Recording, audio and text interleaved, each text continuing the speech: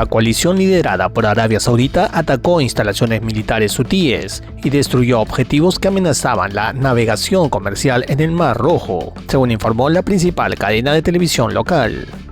Perú y Venezuela acordaron iniciar un proceso progresivo de reanudación de sus relaciones diplomáticas, rotas en 2024 luego de que el gobierno peruano calificara de fraude la reelección de Nicolás Maduro. Tras la operación de rescate con apoyo internacional y la etapa más crítica de la emergencia, La Guaira, la región devastada por el doble terremoto ocurrido hace un mes en Venezuela, ha comenzado con un lento proceso de reactivación comercial con el avance en la remoción de escombros. Un ataque con drones ucranianos impactó en una bodega cerca de San Petersburgo del gigante ruso del comercio electrónico Wildberries, blanco de bombardeos por tercera vez en pocos días.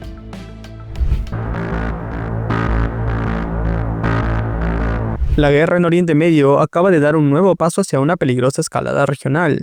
Horas después de que los rebeldes hutíes anunciaran un bloqueo marítimo contra Arabia Saudita, la coalición militar liderada por Riad respondió con bombardeos contra posiciones estratégicas en Yemen, reactivando un frente que permanecía relativamente contenido desde la tregua en 2022. Según informó la cadena saudita Al Arabiya, aviones de la coalición atacaron instalaciones militares hutíes en la provincia costera de Hodeida y destruyeron objetivos que, según Riad, eran utilizados para amenazar a los buques mercantes que transitan por el Mar Rojo. La cadena añadió que el puerto de Hodeida no fue alcanzado y continúa abierto para la navegación comercial, un detalle importante, considerando que se trata del principal punto de entrada de ayuda humanitaria a Yemen. La respuesta saudita llegó apenas unas horas después de que el portavoz militar hutí, Yahya Saree, anunciara un bloqueo naval inmediato contra Arabia Saudita y advirtiera que cualquier embarcación vinculada al reino podría convertirse en objetivo militar. Poco antes de los bombardeos, las autoridades sauditas también denunciaron que un buque perteneciente a una empresa del país había sido atacado mientras navegaba por el Mar Rojo, reforzando la percepción de que la amenaza ya había pasado de las palabras a los hechos. Pero este episodio va mucho más allá de un nuevo intercambio de ataques entre Arabia Saudita y los hutíes. Los analistas advierten que el conflicto amenaza con abrir un segundo frente marítimo en Oriente Medio. Mientras el estrecho de Hormuz continúa siendo escenario del enfrentamiento directo entre Estados Unidos e Irán, ahora el Mar Rojo y el estrecho de Bab el-Mandeb vuelven a convertirse en zonas de alto riesgo para el comercio mundial. Bab el-Mandeb conecta el Mar Rojo con el Golfo de Adén y el Océano Índico. Por allí transita una parte significativa del comercio marítimo entre Europa y Asia, además de importantes exportaciones de petróleo proveniente del Golfo.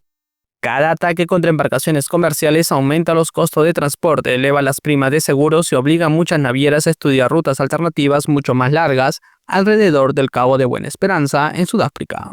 La decisión de los hutíes también representa un desafío directo para Arabia Saudita, que desde hace años intenta reducir su implicación militar en Yemen tras una guerra iniciada en 2015 y que provocó una de las mayores crisis humanitarias del planeta.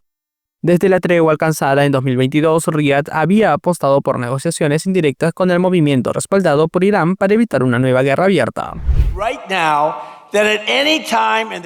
El presidente Donald Trump dijo el jueves que Estados Unidos usará los archivos iraníes congelados para pagar por los barcos y cargamentos dañados en los ataques en el Golfo y sus alrededores. Trump escribió que espera que su declaración sirva para representar hasta un nuevo aviso que de ahora en adelante cualquier y todo daño causado a barcos, cargamentos o cualquier cosa relacionada con ello será pagado con dinero iraní que Estados Unidos tiene en su posesión y controla. En tanto, el ejército de Estados Unidos lanzó el jueves una oleada de ataques contra Irán por 13ª noche consecutiva, según informó el Mando Central estadounidense para Oriente Medio, CENTCOM, en X. Además, añadió que los ataques tenían como objetivo responsabilizar a Irán y reducir las amenazas del cuerpo de la Guardia Revolucionaria Islámica contra la navegación comercial. Soldados israelíes rodean un hospital de Naplusa durante una operación en el norte de Cisjordania. Es parte de una amplia operación anunciada el viernes por el ejército israelí tras un episodio de violencia que se saldó con 2 israelíes y 4 palestinos muertos. La violencia del viernes estalló cerca del asentamiento de Jabat Gilad y de la vecina aldea palestina de Tel, en un territorio ocupado por Israel desde 1967. Sin contar Jerusalén Este, más de 500.000 israelíes viven en asentamientos en Cisjordania, junto a unos 3 millones de palestinos. Tras el incidente del viernes, el primer ministro israelí Benjamín Netanyahu prometió actuar con toda la fuerza contra los terroristas y quienes los orquestan y patrocinan. Luego anunció una serie de medidas, entre ellas redadas en aldeas palestinas sospechosas de albergar militantes, y prometió acelerar la legalización de puestos de avanzada agrícolas y el establecimiento de otros nuevos en Cisjordania. La violencia en Cisjordania, un territorio palestino ocupado por Israel desde 1967, se ha intensificado fuertemente desde el comienzo de la guerra en Gaza en octubre de 2023. Los residentes de Zautar al-Garbilla, zona de repliegue incluida en el acuerdo marco entre el Líbano e Israel, comenzaron a regresar este viernes a sus casas escoltados por el ejército libanés, desplegado para garantizar la seguridad del retorno y facilitar el acceso de los vecinos a sus viviendas, informó la Agencia Nacional de Noticias libanesa. Las tropas libanesas se desplegaron el pasado martes en esta localidad del sur del Líbano, una de las 3 zonas de repliegue incluidas en el acuerdo marco con Israel, mediado por Estados Unidos, para la retirada gradual de tropas israelíes del sur del país. El acuerdo, rubricado por las 3 partes, establece que las Fuerzas Armadas libanesas asumirán gradualmente la responsabilidad de seguridad plena y efectiva en lo que se ha denominado como zonas piloto que habían sido ocupadas por las tropas israelíes. Una vez que el regimiento de ingenieros del ejército hubo retirado obstáculos sospechosos, municiones sin explotar y minas, este viernes se permitió el acceso de los residentes en barrios del oeste y el norte solo para inspeccionar sus hogares, pero no podrán permanecer en la localidad. Los accesos presentaban una gran congestión de vehículos de vecinos que querían llegar a sus hogares, mientras que otros prefirieron recorrer el camino a pie.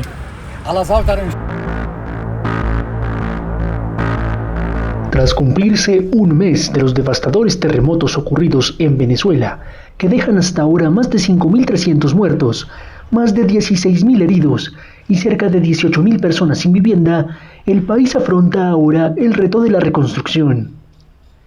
Según los expertos, como el economista Asdrúbal Oliveros, esta costaría más de $12.000 millones. Se trata de una cifra equivalente al 10,9% del Producto Interno Bruto de la nación caribeña, cercano a los 110.000 millones. Dice el Banco Mundial que los sismos del 24 de junio habrían causado $19.600 millones en daños físicos directos en construcciones como edificios residenciales, hoteles, hospitales, escuelas, centros comerciales y hasta el principal aeropuerto del país, entre otras. La misma entidad destaca la importancia de una reconstrucción oportuna para la recuperación económica de Venezuela. Dice Asdrúbal Oliveros que por su espacio fiscal reducido y el acceso casi nulo a créditos internacionales, el país no podría reconstruirse por cuenta propia.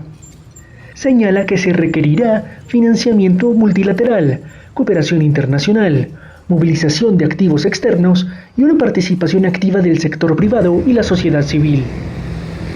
Por su parte, el Banco Mundial advirtió que si la inversión no aumenta en Venezuela, la reconstrucción tardaría más de 10 años, con los efectos negativos sobre la actividad económica que esto conlleva.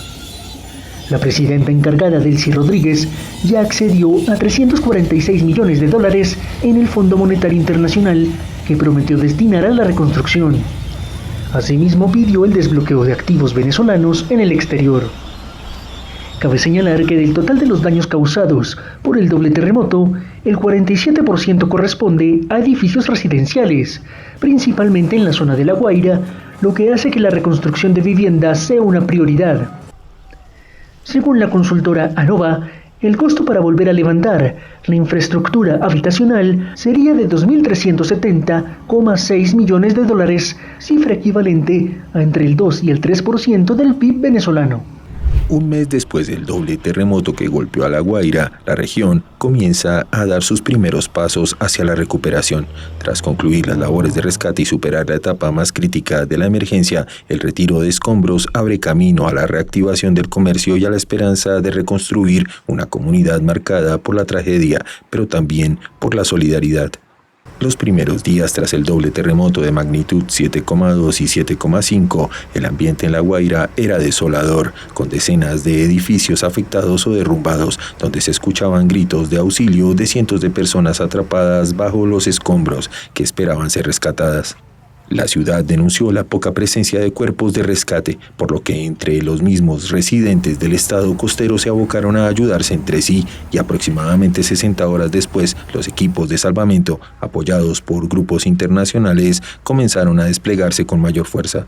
Un mes después, el panorama ha cambiado. Los rescatistas extranjeros han ido saliendo del país de forma paulatina, ya que las opciones de encontrar personas con vida se reducen considerablemente. Habla Eva Cedeño, supervisora de una escuela que será demolida. Y tenemos todavía pánico de volver a nuestras casas. Claro, los edificios están paraditos, no se cayeron, pero sí hay bastante grietas, ¿saben? Separaciones de paredes. Unas paredes se cayeron y aquí estamos pues guapeando, así como nos ven, acarpando en estas carpas y esperando que bueno. La maquinaria pesada exigida por los guaireños los primeros días ha pasado ahora a ser protagonista con la remoción masiva de escombros de los edificios que se desplomaron y el derrumbe controlado de aquellos que quedaron gravemente dañados. Mientras tanto, cientos de tiendas de campaña se despliegan por distintos puntos de la región, albergando a familias que perdieron sus viviendas o que esperan por la inspección de sus casas. Habla Eugelis Caicedo, funcionaria de la policía de La Guaira. Todavía aún siento como si temblara. De hecho, es difícil. Tengo 11 años viviendo aquí en este sector y no es fácil. No es fácil, tengo desde el día 24 ya pernotando aquí, en diferentes carpas, en diferentes maneras, lluvia, sol. José Alejandro Terán, gobernador de La Guaira, en entrevista para Unión Radio, aseguró que los primeros días su administración contrató a 30 buses para que prestaran servicio en la región de forma gratuita. Además, dijo que ya se han reactivado 224 unidades de transporte público en la región. Igualmente, indicó que desde un primer momento contaron con casi 13.000 efectivos de seguridad, 4.500 de ellos de la Policía Nacional Bolivariana. El Servicio Nacional de Medicina y Ciencias Forenses convocó a familiares que aún no han encontrado a sus niños y adolescentes a realizarse pruebas de verificación para identificar 38 cuerpos que se mantienen en la morgue habilitada en el puerto de La Guaira. De uno de los 3 edificios del complejo La Mar Suites en Tucacas, un pequeño paraíso costero del norte de Venezuela, ya no queda más que un montón de piedras sobre el que unos hombres recuperan chatarra para sobrevivir. José Luis Teras, de 53 años, trabaja en la playa y vende helados a los turistas, pero ahora no hay trabajo. Respetamos la distancia, ¿ves? Nosotros nos metemos para allá, pero recogemos los desechos, que es lo más importante, que nos podemos volar la ocasión, lo más cerca que podemos tener, ¿verdad? Lo que es las cabillas, lo que es los potes, lo que es aluminio, hierros, reciclaje, pues. Y nosotros poco a poco vamos reuniendo una tonelada ahí, ¿ves? Llega el rochero, no la pesa y se... Una docena de personas cuyos cuerpos fueron sacados de entre los escombros de este complejo forman parte de los más de 5.300 muertos del doble sismo ocurrido el 24 de junio en Venezuela. Uno de los chatarreros que rebusca entre las ruinas admite bajo anonimato que a los fallecidos ya no les sirven las cosas, mientras que los vivos sí las necesitan. No tienen permiso para subir al edificio derrumbado, pero pueden recoger metales y otros materiales que hayan caído a los lados de los muros desplomados. A los policías no les parece correcto lo que hacen y les llaman la atención si los ven sobre el edificio derrumbado. De esta manera, hermano, vinimos atrás secando este lugar para agarrar cabillas, agarrar desechos, ¿verdad? Para reunirlos, para tirar a los chatarreros, para poder sobrevivir, porque no hay trabajo en ninguna parte, hermano. El país está trancado, estamos de luto, se respeta, estamos claros porque somos venezolanos y entendemos la realidad, pues. El conjunto residencial, que solía llenarse los fines de semana y recibía turistas de todo el país, por fortuna tenía poca ocupación el miércoles del desastre. Los chatarreros buscan los colchones, ya que muchas personas guardan dólares en su casa. Cerca del puerto, actualmente cerrado por el doble sismo, Luis Miguel Sánchez tiene una embarcación que lleva a turistas a las pequeñas islas por hasta $150 ida y vuelta. Bueno, después del terremoto esto ha bajado un poco la influencia del turismo, pero gracias a Dios ya está, esta semana se puede ya avanzando con el turismo que ya está llegando, pues. Tucacas es una pequeña ciudad situada en la entrada del Parque Nacional Morrocoy, un paraíso playero con pequeños islotes y una barrera coralina. Además, tiene manglares, hábitat de tortugas y flamencos rosados. El exministro venezolano y empresario colombiano Alex Saab se declaró este viernes no culpable de los cargos de lavado de dinero y otros delitos financieros que enfrenta en Estados Unidos. La declaración fue presentada por sus abogados durante una breve audiencia en un tribunal federal de Miami a la que Saab no asistió. La defensa también solicitó que el caso sea juzgado por un jurado.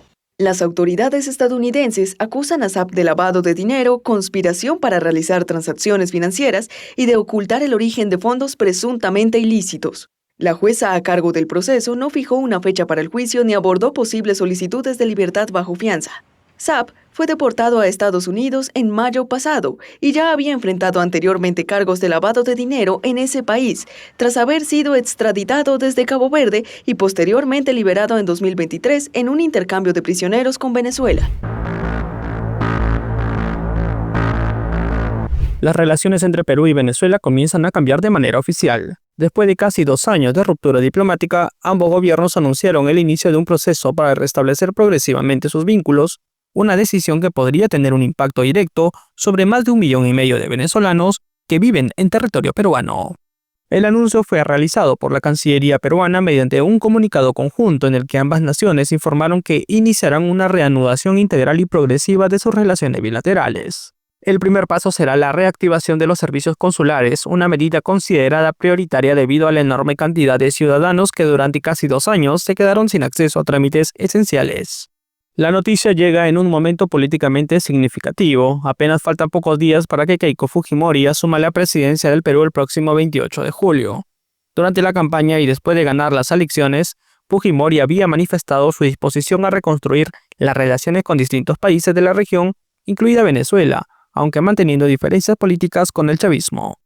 La reapertura de los consulados podría representar un alivio inmediato para la comunidad venezolana en Perú, estimada en más de 1,6 millones de personas, la segunda diáspora venezolana más grande del mundo después de Colombia. Desde el cierre de las oficinas diplomáticas, miles de ciudadanos quedaron imposibilitados de renovar pasaportes, registrar nacimientos, tramitar poderes, documentos notariales o realizar otros procedimientos indispensables para su situación migratoria. Para entender la importancia de este anuncio, hay que retroceder hasta julio de 2024. Tras las controvertidas elecciones presidenciales venezolanas, el gobierno peruano reconoció al opositor Edmundo González Urrutia como presidente electo y desconoció la proclamación de Nicolás Maduro. Caracas respondió rompiendo relaciones diplomáticas con Lima y ordenando el cierre de su embajada y consulados en territorio peruano.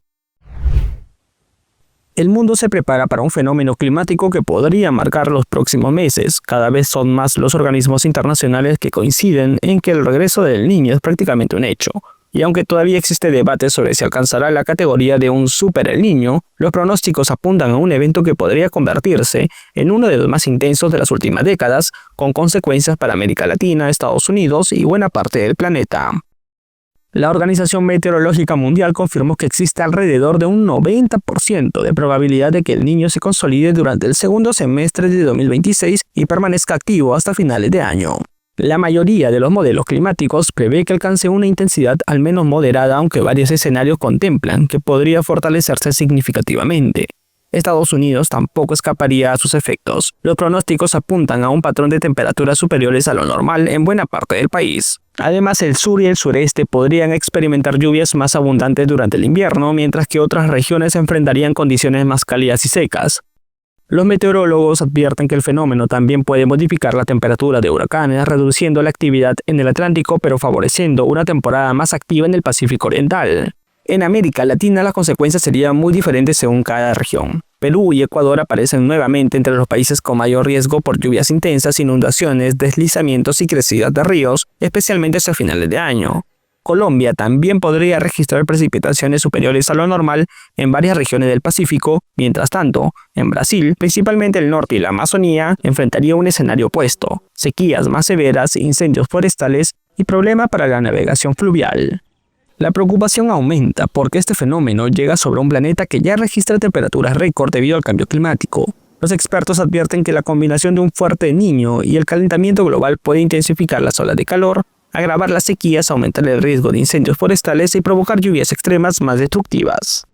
Aunque el término Super El Niño es ampliamente utilizado por los medios, los científicos recuerdan que no se trata de una categoría oficial. Sin embargo, varios modelos climáticos contemplan la posibilidad de que este episodio alcance niveles comparables con los grandes eventos de 1982, 1997 o 2015, que dejaron pérdidas multimillonarias y millones de personas afectadas en todo el mundo. Por eso, organismos internacionales insisten en que la prioridad ya no es discutir si el niño llegará, sino prepararse para sus consecuencias. Gobiernos de América Latina ya comenzaron a reforzar planes de prevención, sistemas de alerta temprana y obras de mitigación, conscientes de que los próximos meses podrían poner a prueba la capacidad de respuesta de toda la región frente a uno de los fenómenos climáticos más importantes del planeta. La policía de Costa Rica detuvo el viernes a Alejandro Arias Monge, el narcotraficante más buscado del país y requerido por Estados Unidos. Arias Monge, alias El Diablo, fue capturado de madrugada en la localidad de Río Frío, en la provincia de Heredia, a unos 90 kilómetros al noreste de San José. En el operativo murió un presunto criminal y 5 policías resultaron heridos. Aproximadamente 1 hora de intercambio de disparos, donde lamentablemente 5 oficiales nuestros resultaron heridos. Hay 4 de ellos que están estables y un compañero que está pues en condición delicada. Estados Unidos, que ofrecía $500.000 de recompensa por el narco, felicitó a las autoridades costarricenses por el arresto del capo, a quien describió como líder de una violenta organización criminal transnacional y el fugitivo más buscado de Costa Rica. En un comunicado, la embajada estadounidense en San José recordó que Arias enfrenta cargos de narcotráfico, robo, homicidio agravado y lavado de dinero. Washington lo solicita en extradición por conspirar para transportar cocaína desde Colombia. Arias estaba prófugo desde hacía 1 década tras evadir un juicio por asesinato. Las autoridades costarricenses sospechan que el capo se escondió por un tiempo en Nicaragua. La idea de El pastor y los lobos, el nuevo libro del escritor peruano Santiago Roncagliolo, surgió en el mismo momento en el que el Papa León XIV saludó en español a la diócesis de la ciudad de Chiclayo. Se trataba de contar cómo hizo Robert Prevost, nombre de pila del actual pontífice, para enfrentarse a los abusos de la Iglesia en Perú, lo que, según dice el autor, le valió para ocupar el cargo que ostenta ahora. La Iglesia ha tenido graves problemas que incluso causaron la renuncia de un papa antes de Francisco, con su propia oscuridad, con los abusos sexuales, con los delitos financieros. Y aquí Prevost había sido capaz de manejar todos esos temas, pero hacerlo sin crear una guerra, ¿no? Esto es lo que terminó haciendo que Francisco lo llevase al Vaticano y lo promoviese como un posible sucesor. Para desarrollar su idea, Roncagliolo emprendió una amplia investigación que incluyó entrevistas con sacerdotes, periodistas y teólogos para comprender cómo el denominado Papa peruano llegó al Vaticano. De igual forma, afirma que en este proceso se ha encontrado con lo mejor y lo peor de la Iglesia, ya que si bien pudo conocer los abusos cometidos contra niños y personas pobres, también ha dado con personas dispuestas a dejarlo todo para servir a los demás. Para mí este es un libro sobre el bien y el mal, porque la gente que he visto en la investigación es lo mejor de los seres humanos y lo peor de los seres humanos, y están en conflicto dentro de la Iglesia como lo están en el mundo, ¿no? En su libro, Roncagliolo también revela cómo el actual Papa apoyó desde un perfil bajo a los periodistas que investigaron los abusos para llevarle información al Papa Francisco. También respaldó a víctimas y apartó a sacerdotes de sus puestos. Roncagliolo concluye tras su trabajo que León XIV es un hombre bueno, aunque remarca que hubo víctimas a su alrededor. Científicos de Ecuador anunciaron el jueves que identificaron genéticamente 8.000 nuevas especies de insectos en un bosque protegido del Chocó andino ecuatoriano, declarado Reserva Mundial de la Biosfera. Los investigadores usaron material genético de los ejemplares recolectados en la reserva privada Mashpi Taira, ubicada en el noroeste de Quito, y lo compararon con el de otros insectos que constatan en bases de datos científicas del mundo. Con ello determinaron que estos ejemplares corresponden a especies nuevas. En el laboratorio, donde separamos por diferentes formas y colores y estructuras anatómicas de los bichos, y después procedemos a hacer la secuenciación del ADN que es lo que nos ha permitido llegar a tan alto número de especies. De las 8.000 variedades que deberían luego ser descifradas en detalle y nombradas de forma tradicional, el 97% son únicas, pues Ecuador es un país pequeño pero megadiverso. Tras 6 años de investigación, uno de los cuales fue destinado exclusivamente para recolección de ejemplares, los científicos se encontraron en su mayoría con especies no registradas de moscas, avispas y mariposas.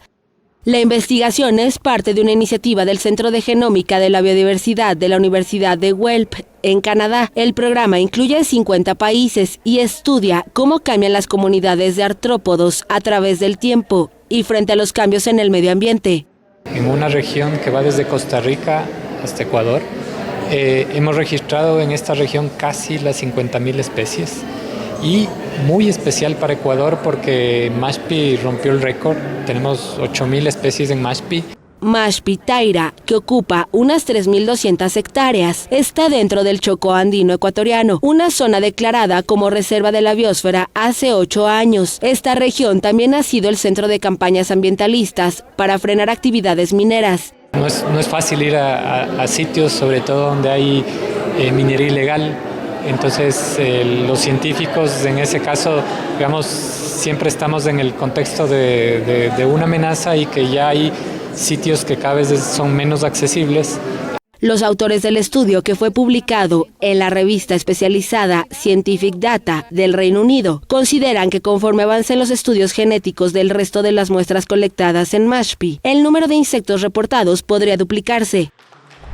Las detenciones de buques de bandera panameña en puertos de China bajaron de 140 a 16 en lo que va de julio, una baja atribuida a conversaciones sostenidas con Pekín. Así lo informó el gobierno de Panamá citando datos del Memorando de Entendimiento de Tokio, una organización regional de control del Estado rector del puerto. El crecimiento de las naves panameñas detenidas en China sucedió después de la salida en febrero pasado del operador chino CK Hutchison de 2 puertos cercanos al Canal de Panamá, porque la concesión fue anulada por inconstitucional por el Supremo panameño. Una de las principales consecuencias de las detenciones de buques fue la salida de más de 200 barcos de la Marina Mercante de Panamá, así como el choque público entre autoridades de ambos países. A raíz de esto, funcionarios de la Autoridad Marítima de Panamá viajaron a China para sostener reuniones con sus contrapartes, en las que acordaron renovar un acuerdo de transporte marítimo firmado en 2017, meses después del establecimiento de las relaciones diplomáticas entre Panamá y China en detrimento de Taiwán. Entre los beneficios del convenio, próximo a caducar este año tras su anterior renovación en 2021, otorga a los buques de bandera de Panamá el estatus de nación más favorecida en los puertos chinos con tarifas portuarias preferenciales y trámites más ágiles. Ataque ucraniano con drones cerca de la ciudad rusa de San Petersburgo. La ofensiva provocó un gran incendio y una columna de humo gris sobre una bodega del gigante del comercio electrónico Wildberries. Esta empresa muy popular en el país, conocida como el Amazon ruso, fue blanco de bombardeos por tercera vez en pocos días. El fin de semana, 8 trabajadores perdieron la vida en un ataque nocturno contra uno de los principales almacenes de la compañía, situado a las afueras de Moscú, que quedó reducido a cenizas. El presidente ucraniano Volodymyr Zelensky afirmó en X que el depósito atacado el viernes abastecía al ejército ocupante con componentes para drones, equipos de navegación y material militar. El Kremlin había desmentido anteriormente cualquier relación entre la compañía y el ejército ruso. El Comité de Investigación de Rusia, encargado de las principales pesquisas en el país, informó en un comunicado que se abrió una por atentado contra instalaciones de infraestructura civil, entre ellas un centro logístico. Las autoridades rusas rara vez admiten que los drones ucranianos hayan alcanzado sus objetivos y por lo general se limitan a precisar el número de artefactos interceptados o a atribuir los incendios a escombros que cayeron al suelo. España pide ayuda a la Unión Europea para combatir los grandes incendios que asolan Madrid y Ávila. La UME ha activado el mecanismo europeo de respuesta y Grecia ya ha ofrecido 2 aviones de extinción. La petición llega después de que el Gobierno declarara la emergencia nacional en la Comunidad de Madrid y en la provincia de Ávila, donde los incendios han obligado a desalojar a unas 11.500 personas. El ministro del Interior, Fernando Grande Marlaska, ha asumido la coordinación de los trabajos en un momento crítico por las altas temperaturas y el viento. Si hubiera una confluencia, esperemos que no ocurra, evidentemente la situación es mucho más compleja. En Ávila las llamas han arrasado unas 9.000 hectáreas y el dispositivo trabaja para impedir que el fuego avance hacia el Valle del Tietar. El incendio, que comenzó en Burgo Hondo, se ha visto impulsado por rachas de viento de hasta 50 km por hora y ha obligado a desalojar a unas 1.500 personas. Tuvimos que salir por el garaje, no podíamos salir por el portal porque estaban cayendo toda la... era como se oía, como el fuego, como rugía todo.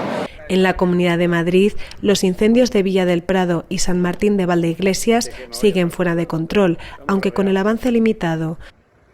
Más de 10.000 personas permanecen evacuadas o confinadas en varios municipios. Mientras, más de 1.100 efectivos trabajan en las labores de extinción. 2 incendios que ya han arrasado 6.000 hectáreas al oeste de Madrid están uniéndose en un solo frente y amenazan nuevas poblaciones, como temían los servicios de emergencia. Aunque todavía lejos de la capital española, las llamas afectan una serie de municipios residenciales bastante poblados, a menudo rodeados de colinas y zonas boscosas y matorrales que propician la propagación del fuego. La presidenta regional Isabel Díaz Ayuso dijo que al menos 19.000 personas han sido evacuadas o se encuentran confinadas en la Comunidad de Madrid, debido al que consideró el peor incendio de la historia de la región. El foco más importante se encontraba, sin embargo, en la provincia de Guadalajara, a unos 100 kilómetros al norte de la capital, que ha arrasado 32.000 hectáreas en una semana. Este ha perdido intensidad y el ejército se ha retirado de la zona, aunque todavía las llamas no están estabilizadas, por lo que más de 200 bomberos seguían movilizados. El presidente del gobierno de España, Pedro Sánchez, que participó en una reunión extraordinaria del Comité de Emergencias, definió esta temporada de incendios como una catástrofe que no se había vivido antes. En Francia el fuego tampoco da tregua y arrasa cerca de la apreciada región vinícola de Burdeos, en el suroeste del país, donde los incendios obligaron a vecinos y turistas a huir de la península de Cap Ferret en barco en plena temporada de vacaciones de verano.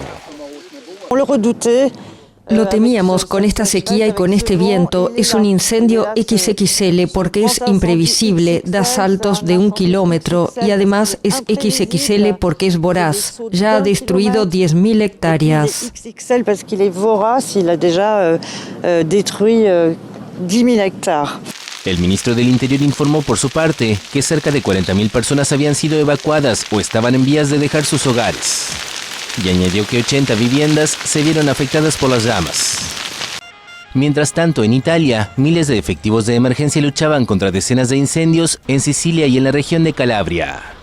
Un responsable local afirmó que unos pirómanos habían provocado los incendios, atando trapos empapados en líquido inflamable a la cola de gatos callejeros para propagar las llamas.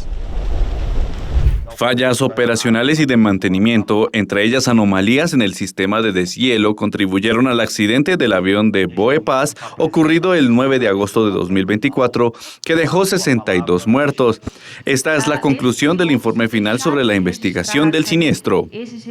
El Centro de Investigación y Prevención de Accidentes Aeronáuticos concluyó que la aeronave fue operada con una falla en el sistema de deshielo que no quedó registrada oficialmente y que la tripulación no ejecutó los procedimientos previstos antes de las alertas de pérdida de rendimiento del avión.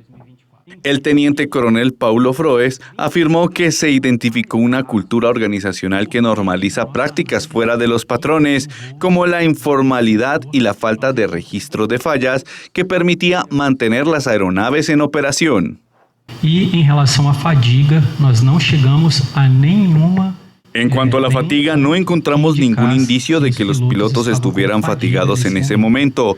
Concluimos que quizás el factor emocional de los miembros de la tripulación pudo haber influido y provocado distracciones en ciertos momentos del vuelo 2283. Resultado en distracciones en ciertos momentos del vuelo 2283. El CENIPA analizó 1.206 vuelos realizados por la aeronave entre agosto de 2023 y el día del accidente y concluyó que cerca del 30% presentó algún tipo de incidencia. También señaló que los procesos de supervisión y gestión de riesgos de la Agencia Nacional de Aviación Civil no fueron suficientes para identificar y controlar vulnerabilidades operacionales de la compañía. El accidente ocurrió cuando un avión ATR 72-500 de Boepas que cubría la ruta entre la ciudad de Cascavel en el estado de Paraná y el aeropuerto internacional de Guarulhos en Sao Paulo cayó en el municipio de Viñedo, en el interior del estado paulista. Las 62 personas a bordo, 58 pasajeros y 4 tripulantes murieron. Las jefas de la diplomacia europea y filipina, Kaja Kallas y Teresa Lázaro respectivamente, acordaron este viernes en Manila fortalecer sus lazos políticos y económicos con vista a un tratado de libre comercio. La diplomática europea precisó que este nuevo rango de asociación se traduce en diálogos de alto nivel más frecuentes, una coordinación más estrecha en política exterior y de seguridad y una cooperación más sólida en áreas que van desde el comercio hasta el clima. Por su parte, Lázaro destacó el buen momento de las relaciones bilaterales y dijo que este acuerdo es un testimonio del compromiso compartido para construir una asociación más sólida, mejorada y con visión de futuro. Kallas, quien participó miércoles y jueves en la reunión de ministros de Exteriores de la Asociación de Naciones del Sudeste Asiático, también se reunió con el secretario de Defensa de Filipinas, Gilberto Teodoro. Este fortalecimiento de relaciones con Filipinas llega en medio de los esfuerzos por parte de Bruselas para diversificar socios comerciales y rebajar la dependencia del bloque con Estados Unidos a raíz de la política arancelaria de su presidente, Donald Trump. Entre finales del año pasado y principios de este, la Unión Europea firmó con Indonesia, India y Australia acuerdos de libre comercio que llevaban entre 1 y 2 décadas en el cajón y que se suman a los que ya tenían la región con Singapur, Vietnam, Japón, Corea del Sur y Nueva Zelanda, así como el que negocia con Tailandia.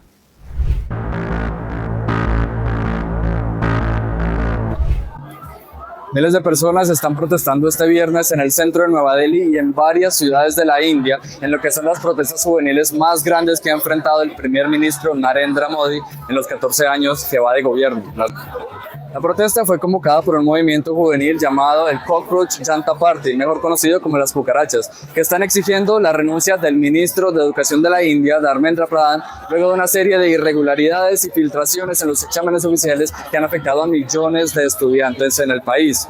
Los manifestantes nos han contado cómo la policía reprimió las manifestaciones esta semana, golpeándolos con palos y lanzando gas lacrimógeno.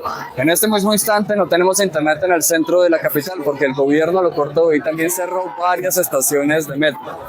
El primer ministro Modi reaccionó este jueves anunciando tribunales express y otras medidas para frenar las filtraciones de los exámenes oficiales, pero las cucarachas, lideradas por un estudiante llamado Abhijit Tipke, dicen que no pararán hasta que renuncie el ministro de Educación. El movimiento de las cucarachas se inició como una sátira política en redes sociales, pero en cuestión de semanas han escalado hasta convertirse en una muestra mayor de descontento de los jóvenes con la falta de oportunidades y con el gobierno de Modi. Informa desde Nueva Delhi para la agencia EFE, Eduardo Echeverry López. Tokio registró el miércoles el mayor número de hospitalizaciones relacionadas con el calor en un solo día desde 2010, informaron el jueves los servicios de emergencia, mientras que la ola de calor ha dejado más de una decena de muertos durante la última semana en Japón. Al menos 6 localidades registraron temperaturas superiores a los 40 grados Celsius en una jornada calificada como Kokushobi por la Agencia Meteorológica de Japón, neologismo que puede traducirse como día de calor extremo o día de calor abrasador. Como nunca había oído esa expresión en años anteriores, me hace pensar que este año debe de haber muchísimo calor y eso me da miedo. La temperatura más alta se registró en Hamamatsu, en la prefectura de Shizuoka, en el centro del país con 41,1 grados Celsius. Según un análisis de los datos de la Agencia Meteorológica de Japón realizado por la AFP, temperaturas superiores a los 35 grados se registraron en 38 de las 47 prefecturas japonesas, principalmente en el centro y sur del archipiélago. Los bomberos de la capital informaron que 453 personas fueron hospitalizadas el miércoles por problemas relacionados con el calor en toda la ciudad, la cifra más alta desde el inicio de los registros en 2010. Números sin precedentes de personas como ancianos y niños pequeños están siendo llevados de urgencia al hospital por golpes de calor porque no están bebiendo agua. Yo mismo soy una persona mayor, así que en relación con esas cosas siento que debemos tener cuidado y mantenernos hidratados o según la persona usar una sombrilla. Un portavoz de los bomberos de Tokio informó que realizaron además 3.612 intervenciones el miércoles, un récord desde que comenzaron los registros en 1963. En esta isla paradisíaca, a poca distancia de la turística Bali, se oculta una realidad oscura. Aquí sigue viva la esclavitud, con miles de personas que nacen y mueren como siervos. Este esclavo vive con su amo y le sirve desde el amanecer hasta el anochecer. Nuestra posición ya está fijada, no se puede borrar. No me opongo, así son las cosas, no es una carga sobre nuestros hombros, no nos pesa. Es solo el símbolo de una tradición heredada de nuestros antepasados.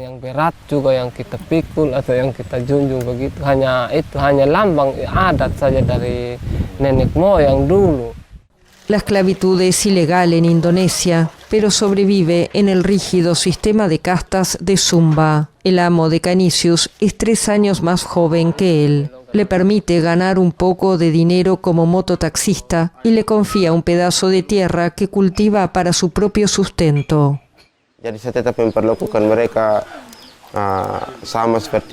Los trato igual que a mi propia familia. Si quieren hacer algo, todavía tienen que escucharme. Si dicen, mi hijo quiere ir a esta escuela, quiere hacer este trabajo, los apoyaré, porque entiendo que estamos viviendo en una época cada vez más moderna.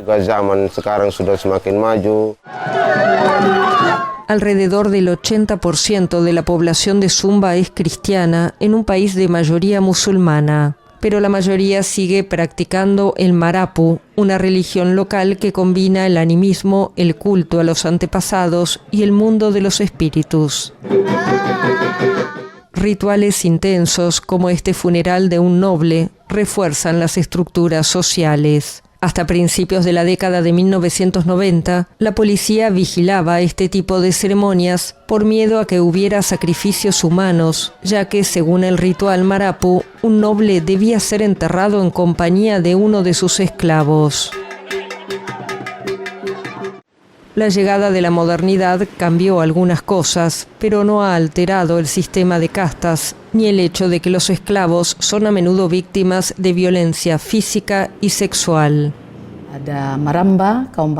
Están los maramba, los nobles, están los kabiu, el grupo intermedio, y también están los ata o esclavos. Los esclavos que sufren violencia no solo padecen violencia física, sino también violencia sexual, en la que el amo puede, entre comillas, si se nos permite decirlo, usar a su sierva, y eso no se cuestiona. Algunos nobles aseguran que intentan modernizarse. Esta mujer dice que no ha podido emancipar a las 5 atas de las que se hizo cargo al casarse con el hijo de una familia real, pero asegura que en su casa rompe con ese sistema rígido.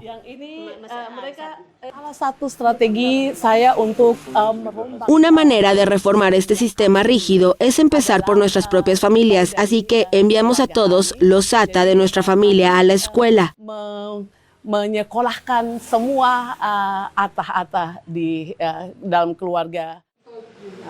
Es difícil determinar cuántos esclavos hay en Sumba, pero la mayoría de las estimaciones calculan que son miles.